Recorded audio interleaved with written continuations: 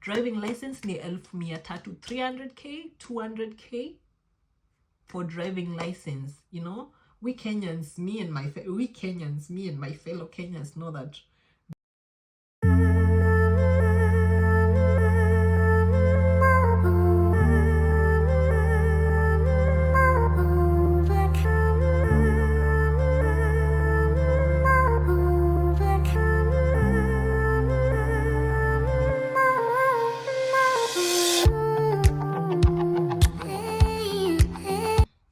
Hello guys, welcome to my YouTube channel. My name is Kanini Beatrice. If you're new here, please remember to like, subscribe and share, and turn on the notification bell so that you get notified every time I post. And so today we're going to be talking about the culture shocks that I've experienced as a Kenyan living in Germany for that 1 year period that I've been living here, and some of these are really interesting. So please fasten your seatbelts, grab your popcorns, and let's get this going. Disclaimer, these are my own experiences. If someone has a different experience, that's okay, feel free to share them. Okay, so the first thing, I would say the first culture shock that I experienced when I got here was everything is closed on Sunday. And I mean everything. The supermarkets, the shops, the restaurants, the hospitals, everything is closed on Sunday.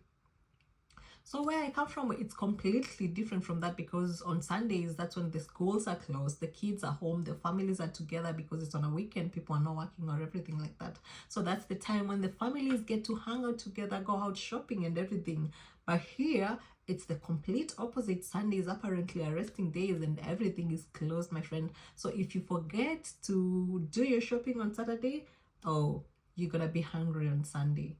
And if it is on a public holiday, if it's on a public holiday still, everything is going to be closed. So imagine it's on a public holiday on a Saturday, then it's on a Sunday, and you forget to do your shopping. Yeah, just imagine. I don't have to tell you, just imagine that. And while we are still on the supermarkets point, I would like to mention, in the supermarkets, actually, when you do your shopping, you're supposed to pack your things in your bags. This is definitely different from what we do back at home. Like in Kenya, all you're supposed to do is do the shopping, and when you get to the cashier will be doing his or her thing, counting and checking and everything, but you have someone with the bags who's packing the foodstuffs or the shopping or whatever you've got, who's packing it in the bags for you. My friend. So here, people are going to be waiting on the line for you to finish paying and pack your things in your shopping bags as soon as you can, because we have people in the line that are waiting, you know. That is another thing while I'm still on the supermarkets thing. And the second point, this one now, I don't know where to categorize it. In restaurants, food is not accompanied with water. I don't know if this is a German thing. I can't say it's a German thing, because I've been to some other places where they still don't do the same. But in my country, where I come from, Kenya, when you're in a restaurant, when you eat in a restaurant or when you order in a restaurant, water comes as an accompaniment to the food, you know. You don't have to pay for the water. But here, my friend, uta order food, it will be brought to the table, and if you need water, you will order water and pay extra for the water. I've never valued water as much as I value water now. My God. Yeah. And another thing I would say, that was actually a difficult situation or a challenge for me, was that most Germans actually eat one more meal a day, you know, like either lunch or dinner. The other time they'll eat bread and soup. Actually, mkate zenye nimekula huku, hata zenye nilikuwa nakula high school pale Meru hazijafikia manze. Bread is actually a main meal here. Utakula mkate na supu, utakula mkate sijui na nini na dengu, utakula mkate sijui na gideri. Like, bread is actually a main meal here. So where I come from, in the morning you cook tea, probably with some mandazi or chapati. So breakfast is warm. Lunch you cook, lunch is warm. Sakumi, if you want to drink your tea or you drink your coffee or whatever, you make the tea, that's warm. And dinner, there is no question about that. Dinner has to be warm. If you need a cold meal, probably for refreshment. Another thing, the third or the fourth point, I don't know, is Germans follow rules. Germans follow rules. Achana na ile yetu ya Kenya, sisi ni wenye si usema, like in Kenya we say rules are there to be broken, but here no, rules are not there to be broken. Rules are there to be adhered to. So especially one good example I would give on this, when it comes to traffic lights. The traffic lights are actually used here. They are not here for decoration like it is back home. If you are what do they call, oh yeah, if you are a pedestrian, unless the light is green, there is no crossing. The cars, the people biking, everyone follows traffic lights here. You will not find a police officer somewhere controlling traffic because there is jam or something like that, because everybody adheres, oh my god, everybody adheres to traffic lights here. So hakuna hiyo commotion ya magari and everything, the traffic jam, you can get stuck in a traffic jam for like an hour or something like that. No. Then the biking culture here, I think everybody in German owns a bike. Everybody owns a bike. The transport system is actually really good when it comes to the buses and the trains. Mostly here you find that most people use apps to actually check when the buses and the trains are coming. It's not what we do back where I come from. We know the bus stops, or not just the bus stops. You can actually stop a car at any point. Just do like this and the car stops, and or something, a matatu or a bus stops. But here you have to get a bus on a specific bus stop. Nobody's gonna be slowing down just because you wait on them at the middle of nowhere. So it has to be a bus stop, and mostly they use different apps to check. You can check what time the bus is coming, what time the train is coming, and if the bus leaves, if you're there at the bus stop and it's like 1 minute later, the driver is gonna leave. If it's time for the bus to leave, it's time for the bus to leave. There is no waiting. It doesn't matter kama uko on the other side of the road unataka ku cross. If it's time to go, it's time to go. You wait for the next bus or train. Another thing I would say was a culture shock was separating of trash. Here, like trash is separated. They have a recycling culture. When it comes to trash, you have to put biodegradables at one place, put the food stuff at another place, put the paper at another place. Like, you don't mix trash, then you have the trash can for the mixed trash, so you separate everything, and then then there is one trash can for the mixed trash. And collecting of bottles here, like on the recycling parts, you can recycle bottles, probably cola or some juice or something like that. You just go, probably you can recycle them. Ukienda shopping, probably in a supermarket, there's a place you put them, then you're given a receipt with like the amount worth. Kama ni 10 euros, 5 euros, you can do shopping with that. And another thing, oh my god, this is gonna be a long video. I think we're gonna have a part 1 and part 2, I don't know. Another thing I would say is about smoking.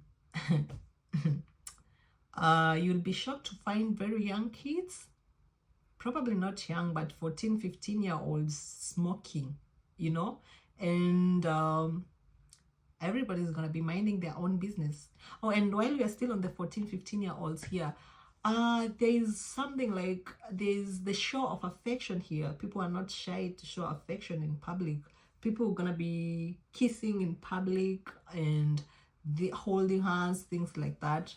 My friend in Kenya, my fellow Kenyans, when it comes to this one, kissing in public, showing affection in public, nope. I don't think you're gonna see people at the streets just kissing and hugging, and I don't know, kissing, no, that ain't gonna be happening. And you'll find like 14-year-olds with their girlfriends, with their boyfriends on the streets, holding hands and all lovey-dovey.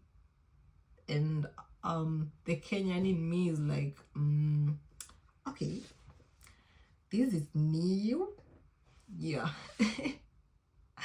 And another thing, when we are still talking about kids Kids here actually have a lot of freedom. When you listen to kids here speak to their parents, how they express themselves, like how we're raised as a Kenyan, how I'm raised, like when my parents are talking to me or my elder siblings are talking to me, I cannot be I don't know how to put this. I cannot be throwing my mouth. That's a direct translation of Swahili. Sisikuwa narusha mdomo, when they're talking, I listen. If I have something to say, I say back very politely.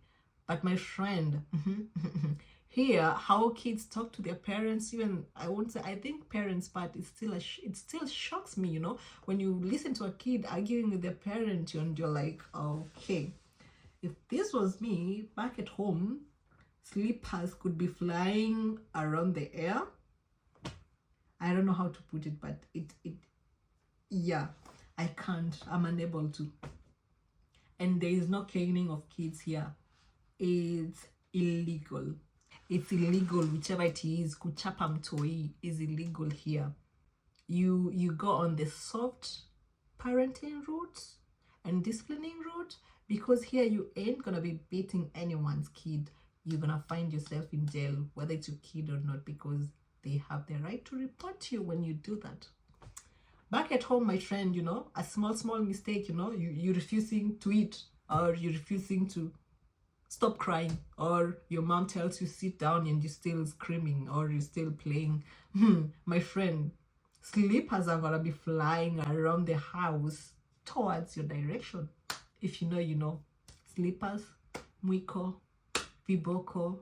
And even in schools, like, it's normal in Kenya, like that's normal, disciplining your kid. They say spare, we say spare this, spare the rod, spoil the child. I think that is a proverb that every African parent lives by. Spare the rod, spoil the child. Even though viboko zinakuwa zikitembea, ukiambiangwa spare the child, spoil the rod. What is that? Spare the child, spoil the rod. Getting stupid. And another thing, braiding is expensive. Braiding hair as an African person, there's not so many African salons here, and when you find an African salon who can actually braid your hair neatly, you will be parting with 10,000 Kenyan shillings. Kushukwa box braids, kushukwa lines, kushukwa utakuwa unalipa 80 euros, 70 euros, 90 euros, 100 euros, 10,000 kushukwa, my friend. So you see, modern problems require modern solutions. Oku kushukwa, it's very, very expensive. Most of my Kenyan friends that are here already are almost attaining their self-taught degree in braiding. Because kushukwa manze, it's so expensive. Braiding is so expensive. Back at home, I would go to a salon, get my hair braided and washed, conditioned, braided, and I would part with like 20 euros or 15 euros, 1500 of milli. But here, without 100 euros or 70, let's say between 70 to 100 euros, which is like toka 7k to 10k, I'm at a 15k depending on unafanywa nini. Trust me, you ain't gonna have anybody doing your hair. So some of us now are self-taught salonists. I tried that. I tried to braid my hair. I did that for 2 days, Saturday and Sunday. By the time I was done braiding my hair, it looked like it had been braided for the past 1.5 months. Ilikuwa inakaa vibaya. I couldn't even go a week with that hair. Ilikuwa inakaa mbaya. Ata manzi, it looked really terrible. Yeah, that's why we have these. Modern problems require modern solutions.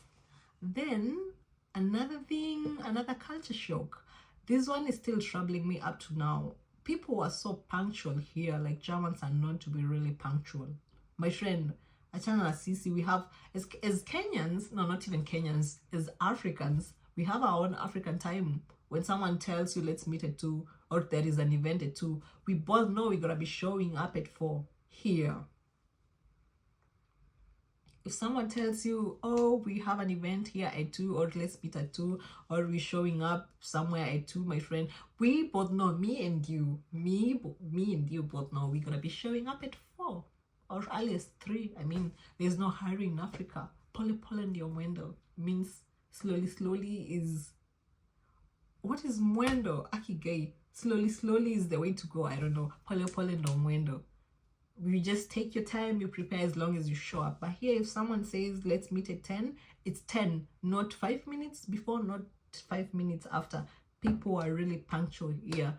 But the good thing is, I've already told my North African friends about my African time, so they already know. I'm trying to improve on that, but most of the time, unless unless I'm going to something that is official that requires me to actually really show up.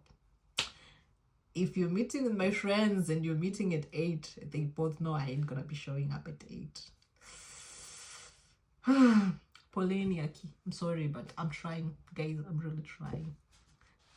Then another thing, you cannot buy drugs over the counter here. You see, like how every shop in Kenya sells drugs for malaria, drugs for painkillers. You can buy painkillers everywhere, and everybody is a self-taught pharmacist. You know, you can buy drugs everywhere. Kwa kila duka. First of all, you self-diagnose yourself. I'll be like, I have fever, I have this, must be malaria. Then you go to the shop and you're like, give me tablets for malaria, or give me, what's the name? You even already know the drugs, so you just go to shop, not necessarily a hospital, and get over-the-counter drugs. You know, you'll have tonsillitis. Zinaitwa hivyo. I know them as tonsils, but I understand that is wrong. So doing tonsillitis or something like that. You just go over the counter na unasema nipe, give me azithromycin. You even know what drug you need for tonsillitis. Sijui venye zinaitwa hizo. But here you have to go to chemists, and chemist only. You cannot buy drugs anywhere else. Na kama ni Sunday na upate chemist imefungwa manzee, sijui. This is an interesting one. Dating or dates here in German. Or I should talk about that as a different topic. But I will say this. Apparently, spazieren gehen, walking at a park is a thing. You know, you just wake up in the morning, you know, and decide, I'm going for a walk at the park to get fresh air. Someone is gonna be telling you, oh, let's meet for a date. Where are you meeting for a date? At the park. And go spazieren gehen. Like, toka kwa nyumba. Like, toka kwa nyumba, get ready, go at the park, walk around the park as you eat your ice cream. Date at the park. Spazieren gehen. Yeah, I don't understand that either. It's a thing, guys. I'm not even lying. It's a thing. You go for a date at a park and walk. It's a date. It's a thing. Yeah, it is a thing. Then we have taxis here are crazy. Like crazy. You pay tax for being a Christian. That is funny. Nobody gets that when I tell them, especially my family. I'm like, they ask me every day, unaendanga church? Do you go to church and everything every Sunday? And I'm like, no. But anyway, if you here declare that you're Christian, you will be paying taxes for being a Christian. Yeah, I know how it sounds. Me and you both. Yeah, you will pay taxes for being a Christian. You're going to pay taxes for a radio, whether you own it or not. You're gonna pay taxes for a television. I mean, you're gonna pay taxes for everything. The taxes are high, but again, the services are good, so it makes sense. But still, yeah. What have I forgotten? There is no speed limit. Okay, there is speed limit in residential areas, but some free lanes, actually, you can drive as fast as you want, as long as it's a free lane. I think there is no, I don't know, is this true? Correct me if I'm wrong, but I've been told there's no specific road limit in German unless it's a residential place. But if it's on a highway and there are not so many cars coming, you can go crazy, you know. But here Germans follow rules, so people are still gonna, you know, do the recommended speed limit. Then here, what else? There is the drinking culture. They say you never compete with Germans to drink, because you're going to be going to work on 7 in the morning and someone is gonna be in the train with a beer on their hands, and you gotta mind your own business, you know. It's a full-time job. You gotta mind your own business. Driving licenses here are expensive. Literally, you can buy land in Kenya with the amount of money you're going to pay here for driving license.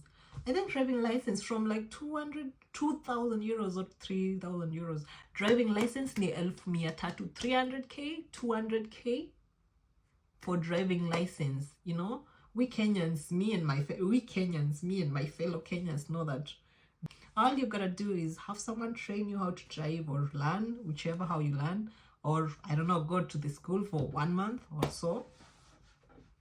Show up for the exam, do the exam, or not, we both know, yeah, or not, and have your driving license in, I don't know, a few weeks or so. Ta-da!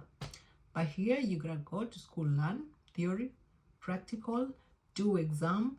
If you fail, do exam again. If you fail, do exam again, and part with 3,000 euros or 2,000 euros, 300k. Shamba pale Kamulu, shamba pale Malindi. Driving license inaweza nunua shamba, inaweza nunulia mtu quarter ploti mahali. Guys, I'm not even kidding. So, oh, and when you're still on that, while you're still on that, here you see how in Kenya we have keep left. Wait, Kenya ni keep left. Yeah, uku everything is keep right. Everything is keep right. If you're driving, you have to drive on the right side. It's literally the opposite. Even when it comes to cars, the steering wheel is on the other side of the car because it's always keep right. That was really confusing at first. I have a story about that. When I came here the first time, I was on a bike. I'm biking. Then Mimi come from Kenya, I'm on the left side of the road, and I was wondering why are cars, hooting is the correct word, right? Kizungu, English came with the ferry.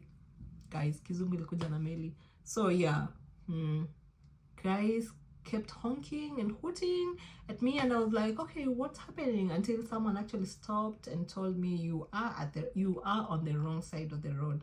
You need to go to the other side of the road. Yeah. Yes. I hope guys you enjoyed this content, and I hope when I remember some more, because I'm sure I've not summarized everything, I'll be looking forward to telling you more about here. And now the next video probably I can do about the things that I love in Germany, because now I felt like I just did the culture shocks here and there. But now the next I can do a video, I can tell the things that I've really loved here compared to back home or something like that. And please write a comment, and don't hesitate to tell me what kind of content you'd like me to post, and share tips, share ideas, like, comment, subscribe, and tell a friend to tell a friend. Until next time, see you guys, and bye. Tschüss.